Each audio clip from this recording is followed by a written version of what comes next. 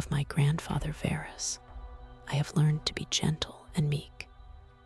and to refrain from all anger and passion. From the fame and memory of him that begot me, I have learned both shamefastness and manlike behavior. Of my mother, I have learned to be religious and bountiful, and to forbear not only to do, but to intend any evil, to content myself with a spare diet, and to fly all such excess as is incidental to great wealth. Of my great-grandfather, both to frequent public schools and auditories, and to get me good and able teachers at home, and that I ought not to think much, if upon such occasions I were at excessive charges. Roman 2. Of him that brought me up, not to be fondly addicted to either of the two great factions of the coursers in the circus, called Prasini and Venetti, nor in the amphitheater partially to favor any of the gladiators or fencers, as either the Parmularii or the secutors, moreover, to endure labor, nor to need many things when I have anything to do it myself rather than by others, not to meddle with many businesses, and not easily to admit of any slander. Roman 3. Of Diognetus, not to busy myself about vain things, and not easily to believe those things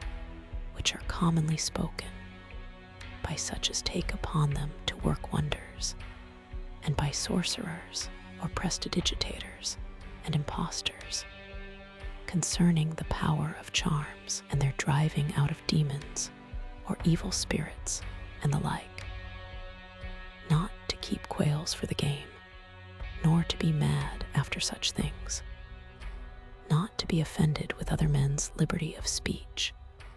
and to apply myself unto philosophy. Him also I must thank, that ever I heard first Bacchius, then Tandaces and Martianus, and that I did write dialogues in my youth, and that I took liking to the philosophers' little couch and skins, and such other things which by the Grecian discipline are proper to those who profess philosophy. Roman 4. To Rusticus I am beholding, that I first entered into the conceit that my life wanted some redress and cure, and then that I did not fall into the ambition of ordinary sophists,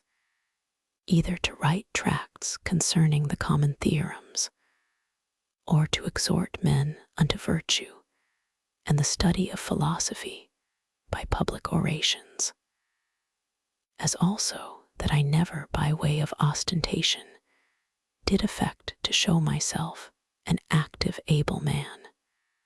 for any kind of bodily exercises, and that I gave over the study of rhetoric and poetry, and of elegant, neat language, that I did not use to walk about the house in my long robe, nor to do any such things. Moreover, I learned of him to write letters without any affectation or curiosity,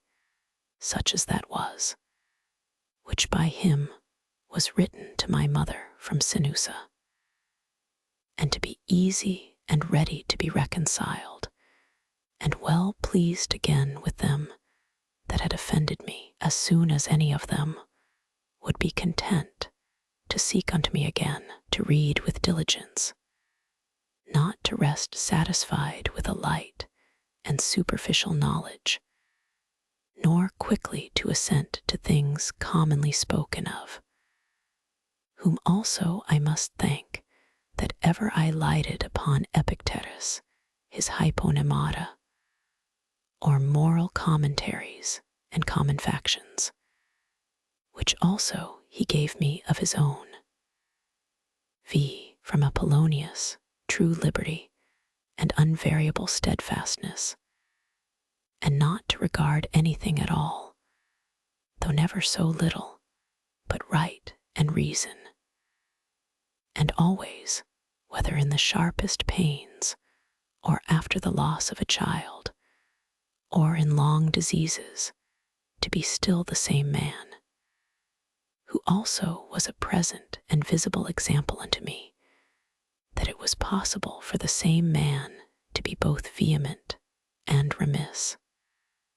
a man not subject to be vexed and offended with the incapacity of his scholars and auditors in his lectures and expositions, and a true pattern of a man who of all his good gifts and faculties least esteemed in himself that his excellent skill and ability to teach and persuade others the common theorems and maxims of the Stoic philosophy. Of him also I learned how to receive favors and kindnesses, as commonly they are accounted, from friends, so that I might not become obnoxious unto them, for them, nor more yielding upon occasion than in right I ought, and yet so that I should not pass them neither as an unsensible and unthankful man.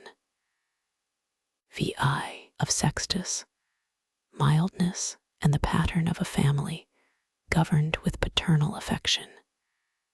and a purpose to live according to nature, to be grave without affectation,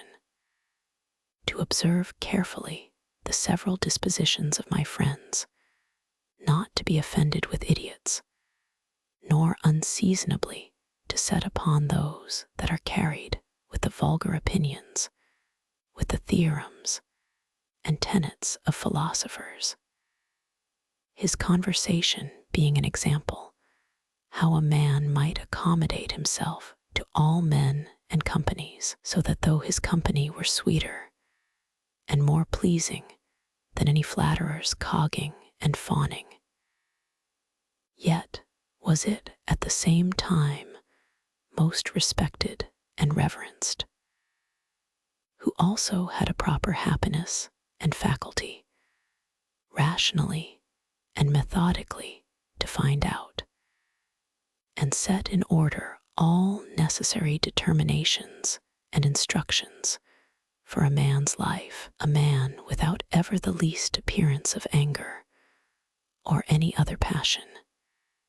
able at the same time most exactly to observe the Stoic apatheia or unpassionateness, and yet to be most tender-hearted, ever of good credit, and yet almost without any noise or rumor, very learned, and yet making little